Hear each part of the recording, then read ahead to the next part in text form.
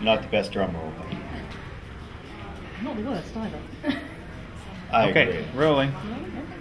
Jeff, thank you so much for taking time out of your busy schedule and being available today to answer some questions from Lexx fans around the world. My pleasure. Before we interrogate you, I'd just like to do this, which is a little list of comments from various fans and thoughts on the 10th anniversary. Oh, People wow. who couldn't be here this weekend. Thank you very much. That's very sweet. Take my picture when I had hair. Fantastic. I'm not as handsome, but I am more interesting. So, I made up for it. There's a theory there about hair and how interesting people are. We can't go into right now. Wow, that is very, very sweet. Thank you so much. Thank you. Thanks. Okay. First question here is from Maya X. And she said, season 4 had so much lunacy in it, much more than season 3. Was it intentional to try and get more comedy into it because season 3 was slightly darker? Yes, absolutely. That was the plan. I think we'd always talked about from the very first movies in the very first season that Paul had the idea that the last, if not the last season, but that the last episode of the series, whatever happened, would be 790 blows up the Earth. And at one point the idea was that Earth blew up and then it flipped and there was an Earth 2 or something like that. I don't know what happened to all of those ideas, but it was always the plan. And as everyone knows, I didn't write for season 3. But when I came back to season 4, they had decided that we're going to Earth. And just the fact that the Lexx is going back to Earth and that they're going to spend most of the series on Earth, I mean, Comedy it was, potential. yeah, it was a no-brainer that it was going to be comedy. It was just really a no-brainer, and that it was going to be more lunatic. And I know there's some people out there who responded very well to season 3 and thought it was their favorite. But a lot of people missed the comic sense of it. A lot of the fans, and also a lot of the gang doing it. A lot of the cast, a lot of the crew, they wanted that sense of crazy, lunatic fun. So, Did you have a favourite in season 4? A favorite episode? Favourite, yeah. Oh, I don't know. They were flying so thick and fast. I mean, it was also different for me. You have to remember that I was still, during season 3, I left Halifax, so I wasn't living there, and I moved back to Toronto. And then when I started, when Paul and I made up and we went back and I went back and did season 4, I was still in Toronto. So I was only flying in once every couple of weeks to do 790's lines for a couple of episodes.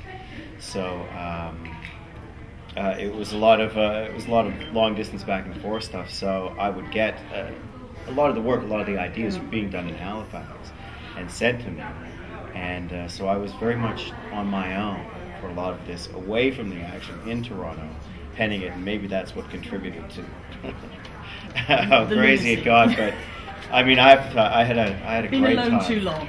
Yeah. Well, Fluff Daddy, I really loved the idea of Fluff Daddy, I think, more than any other episode that I did. I don't think it was realized properly.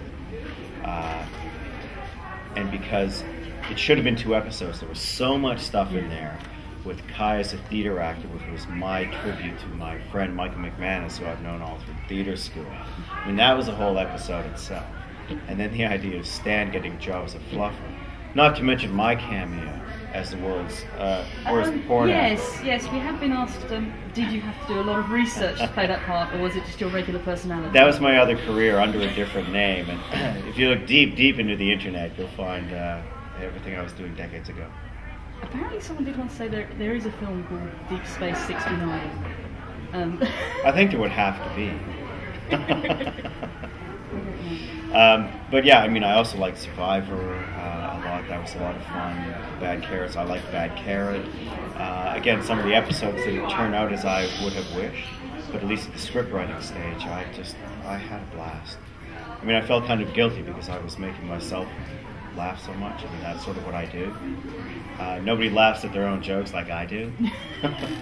But the rest of us laugh too. That's the important thing. Oh, good. Because I was laughing my butt off for 8 months. So it's hard to say. I would say, Fluff Daddy. I wish it had basically been split in 2 episodes. with some other stuff and been better put together, because that was tremendous fun. Tremendous. Fun to watch. Yeah. From Dragonfly Girl, were you ever tempted to make 790 fall in love with Stan, even just for one episode? Yes, absolutely. Let's set the record straight. I campaigned for that, and it was kiboshed, and I don't know why. I was actually thinking in season 4. Kiboshed? Yes. By Kai. Kiboshed. That was unintentional. That's fantastic. I thought in season 4 he should have been in love with Stan, or at least halfway through, and I don't know why it never went through. That's that's one thing I really wanted to see, because in real life I love Brian, and I would throw it all over for him, and if I could have his children, I would. It would be messy, it would be ugly. I mean, nobody else would want to see that. Moving right along. No, let's stay on that subject. Okay, stay. Purge. Please. Would you ever put out a book of 790 poetry just for us? That's a great idea. Actually, it would be easier to find rhymes for Stan, possibly. And Possibly. so many things rhyme with Zev. Well, it could. I mean, there could be the chapter on the love that never was. Right, and then a series of poems to Stan. Yes, I think it could be arranged. If everybody sends enough nude pictures of themselves, then I'll take it under consideration. Anyone volunteering? Okay, nude pictures of people you know. Oh, Nude people pictures you you like. don't know. People you don't know who Yeah. leave their curtains Yeah, open. just nude pictures. Just Yeah. pile them up. Here's another one. Do you think the characters from the show could be considered superheroes in any way? Maybe Zev. Although the whole cluster lizard angle wasn't exploited to the point where you would consider that superhero stuff. It was quite sporadic. I guess Kai would be, although if the Earth was in trouble, he'd have a hard time, getting his mind around saving it. So, Stan, certainly not. Well, actually, no. There's no superheroes except one. 7-9. The head. Yes. The superhero of this and every other universe. So what's his awesome superpower then? Well, if you saw the photos that were going around, there's the magic tongue. I think that, I mean, I think that's heroic. Or many people over the years have told me so. Some whose names I remember. Some, there were hotel rooms. It's all Another one blur. for deep internet research. Is there anything in any episode you wish you could have changed? And what would you have liked to have changed if you could play director? Director? Oh, don't get me started. I have. Yeah, I mean, that's a huge, sprawling comment, actually. There's many things I would have changed. I would have changed shots. I would have changed the approach. I would have changed... It really is a big one. I've been much more behind the scenes over the last few years, and I've been looking more at directing and producing that sort of thing. And I think, yes, this could have been done differently. I mean, I could be. It's hard to be specific, but at this point, I would have shot, instead of this shooting this in a wide, I would have put that in a close-up. I thought there were lines that should have been delivered in close-up that were delivered wide, and that was the final cut, or people appearing when they shouldn't have been. I mean, it's really too sprawling to cover, but yeah, sure. Look, if I went over all the episodes, I would have wrote this differently and that differently, and I would have had this and that turn out differently. And I love you. I love you, man. Same here, right back at you. I adore you, really. Well, I feel the same way. The man in question being the gorgeous Andrew Jackson. The very In case gorgeous anyone's Andrew. wondering. Was there an episode you were happiest with in the way it turned out? Maybe saying the changes. I quite liked, even though it was flawed for many different reasons, as they all were, and that's the nature of the beast. One of the ones I was happiest with was probably 791. 791 turned out quite well. In terms of what was written and then what was realized, but it was one of my favorite scripts. Also, Wake the Dead came very close for me. Oh. It was a great feeling, Wake the Dead, and Love Grows wasn't bad. again, not my very favorite episode, but the one that was most closely realized to what was actually on the page. What's your overall perception of what Lexx meant to your career in general, and is there anything about the experience you would have changed? Well, what I would have changed, I wouldn't have fallen out with Paul for season 3, for one. I mean, that was huge. There was a rift in our relationship, which is public knowledge for anyone who's at all interested in the show. I wish that wouldn't have happened. That was unfortunate. That could have been different. In terms of my career, Lexx made my career. Lexx was my break. So I came up as an actor. I did theater for a while. I was having a very hard time getting film work for whatever reason. I don't think about it too much, but the fact is it wasn't happening. And so I said, well, I need to write. And I became a struggling writer. And then Lexx stopped me from being a struggling writer and made me a paid writer. And he's got to sing that over here. Rick, let's have a verse of it over here, man. It's fantastic. I'm just loud. I would say that yes, it absolutely made my career. Even though it's been up and down since, I wouldn't have got started if I couldn't have done Lexx. Absolutely made it was my signature break. And what have you been doing since Lexx? Any other shows that don't end in XX? that was deliberate. In order, I wrote for The Outer Limits. I wrote for freelance of Star Hunter, Mutant X, and then I created a kid show called Zix. It was called Funky Z originally, and the broadcaster YTV in Canada made it Zix. Which was great because my kids still can't watch Lexx. So I did do something Possibly that... never should. Yeah, I know. It's going to be really interesting when they get a hold of it. Particularly 791. Yeah, there's a couple. But yeah, so Zix, which went for 2 seasons, and possibly we'll have a third. We'll be finding out soon. So it was a real switch of gears for me to do a kids show after this. And then I wrote some other stuff, some other kids stuff actually, which was great because I have 3. And then for the last 3 years, I took another strange turn. I've been doing true crime.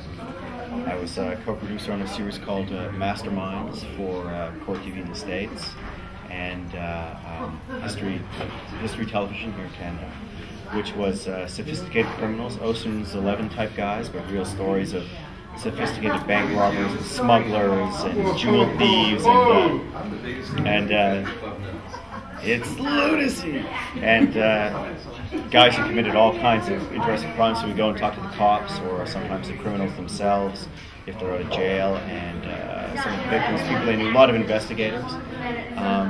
So I did that for a couple of seasons, and just in April I started my first gig as the actual producer of the series called Forensic Factor, which is real life docudrama CSI.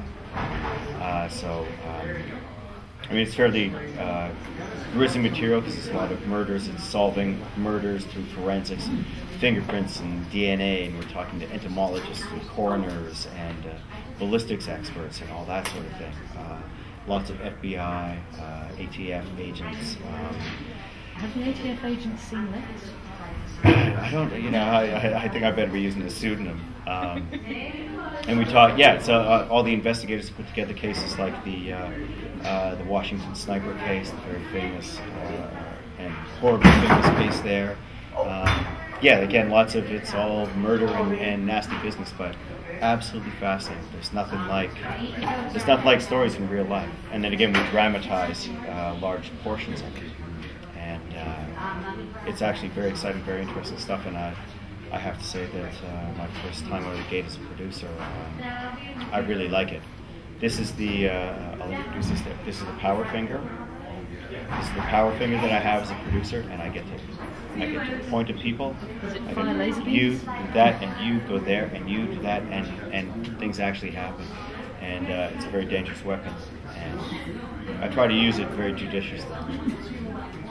Which we should all be thankful. He's been pointing it at me. And if the two of them ever come out at the same time, be very afraid. Matter and antimatter. Very, very afraid.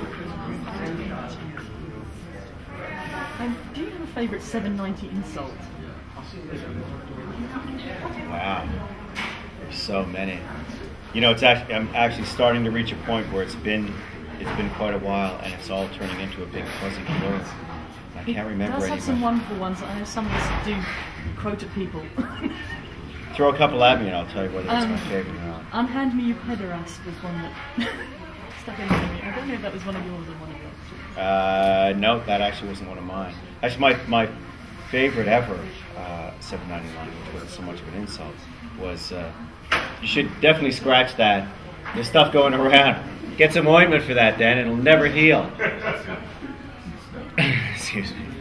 My favorite 799 ever was one of the very first I came up with, and it was actually it's not an insult, but it was a turning point in how 790 came about and what his character became. In the early days, when Paul first started writing it, the material I got from him was 790 had the same kind of attitude, but he was talking more about it was sort of puns and turns of phrase on circuitry and physics and electronics and that sort of thing. And I was reading something and I said, you know, Paul, I'm sorry, man, but this just isn't working. Can we, you know, he's just met up with Zev and they're running down the hall and I don't know if he'd be talking about, you know, his capacitor. It's like, and Paul's like, well, okay, then what would he say? I'm going, well, he'd say, I'm a robot who wants to live in your underpants. That's what he'd say. And that was actually, and then the whole thing went from there because all the puns on electricity and all that left. And it became, it all sort of went from there. That was the seminal underpants moment, for which I'm quite proud of that. I'm trying to think what's that one that's It was wasted. my circuits are shorting. Let me circuit your shorts. You see, underpants and You see, it all. Yeah, see, it did come back around, didn't it? Yeah, waste of skin was a good one. I'd really have to go back through and see because they were flying so thick and fast. I liked a lot of the songs and the limericks and the poems, and a lot of those were Lexx's, and some of those were mine. But those were all very, very enjoyable. Dirty limerick time. So we can't blame all the depravity on you. No, Some of it is Lexx. Yeah, you can blame a lot, but I'm not taking all the No, really? responsibility.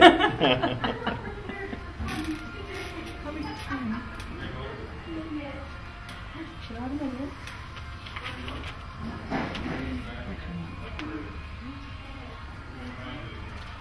I'll do a drum roll while you find Oh, another drum roll. The last one? Another one from mine. In the trip, Yeah.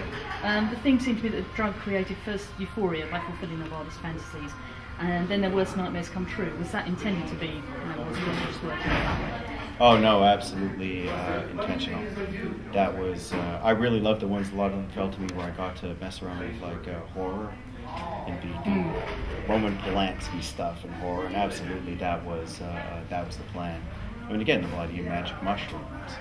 You know, not that I would know anything about that, but that it all starts off euphoric and, like say, an actual bad trip.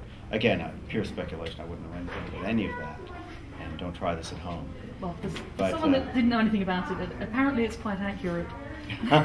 I know nothing about it either. Well, there it is. It's coincidence. It's her. She knows it. Total coincidence. Like much of season 4, really, where it's Yeah.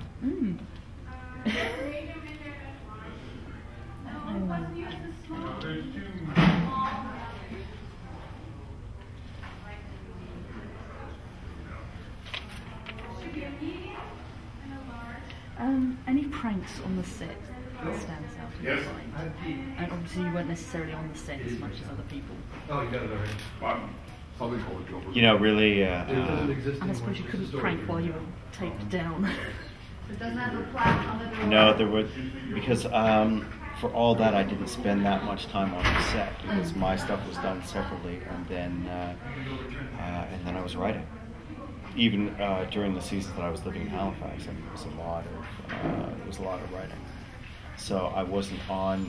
The pranks on the set tend to be with those guys who were on there 24 hours a day, and that was never my story. And I'm not a prankster anyway. I'm a completely serious artist. I don't believe there's any room for humor and that sort of thing on a set.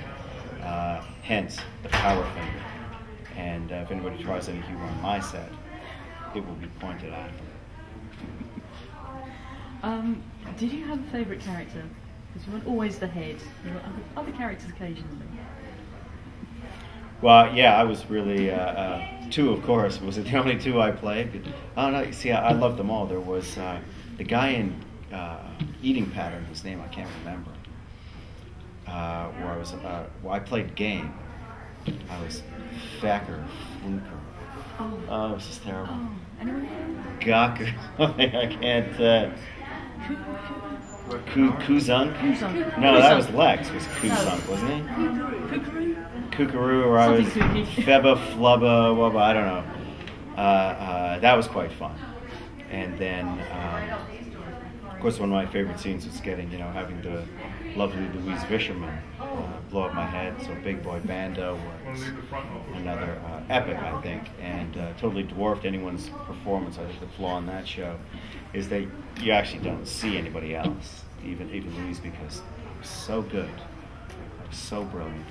And but I would have to say would be Dirk Dongler, because that's always been my not a fantasy, it's been my career for a couple of decades.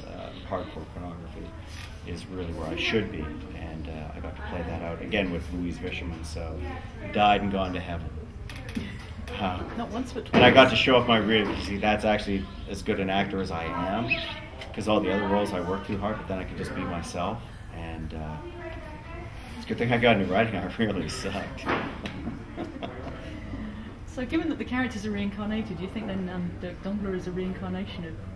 I think that's the next Boy series. Bando? Yeah. Well, no, you see everyone's going, can you do more Lexx? Can you do more Lexx? It's like, yeah, that would be nice, and I appreciate it, but really it should be, Doing more Dirk porn. in space.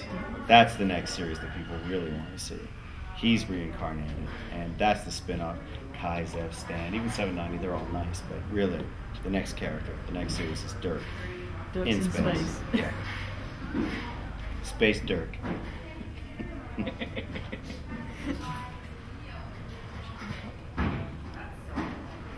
One more question. One more. Okay. Oh, I can't choose.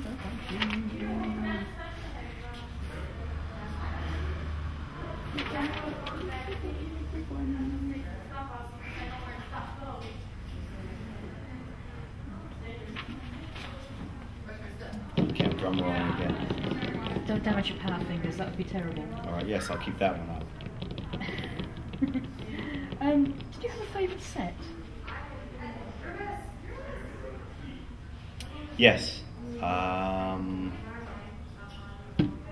Eating Pattern in the third movie, when we went to Germany for the first time, and we walked into Babelsberg Studios, in the same studio where all of Marlene Dietrich's films have been shot, Blau Engel and all of that, and walked in. So here I was, a working television writer for the first time, and not only that, we get to go international and fly to Germany and shoot part of this at the famed Babelsberg Studios. And I walked in, and there was Boggs' cave, and where Game was played, and where the pattern machine was, and it was unbelievable and so finely detailed. Of course, then I had to go into the other studio and see what they put in place for Supernova, which was basically one flat with a couple of blinking lights on it. Man, that director was pissed. But it was just beautiful. It was so beautiful and so crazy. And then I knew that I was going to play on it, like actually play on it, because I had a little part that Lexx was going to be there. And a lot of the German friends we made very quickly, and then also that we were going to be able to do this with Rutger Hauer, the crazy Dutchman. It was really just a marvelous thing come true, and to walk into that set, knowing that we'd help create that story and cooked all this up, was just brilliant, dream come true, really. Oh, well, thank you for your time. Oh, my pleasure. I hope you've enjoyed the con. And I I've hope you enjoyed enjoy it what's immensely. left. What's left of me after the con. It's been great chatting to you as always. Thank you. Cheers. Thank you. I guess we have to do this. Whoa. The power finger!